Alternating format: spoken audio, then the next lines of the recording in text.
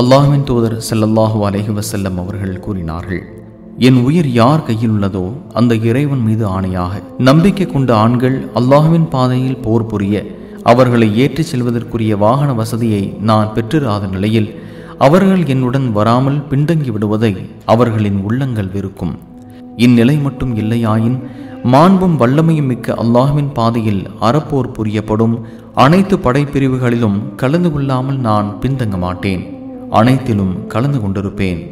என் உயிர் யார் கையில் உள்ளதோ அவன் மீது ஆணையாக, நான் அல்லாஹ்வின் பாதையில் போரிட்டு கொல்லப்பட்டு பின்னர் உயிர் கொடுக்கப்பட்டு மீண்டும் போரிட்டு கொல்லப்பட்டு பின்னர் உயிர் கொடுக்கப்பட்டு மீண்டும் போரிட்டு கொல்லப்பட்டு உயிர் கொடுக்கப்பட்டு மீண்டும் கொல்லப்படுவதையே நான் விரும்புகின்றேன். இதை அபூ ஹுரைரா ரலியல்லாஹு அன்ஹு அவர்கள் அறிவிக்கின்றார்கள். சுனன் நசாயி 3047.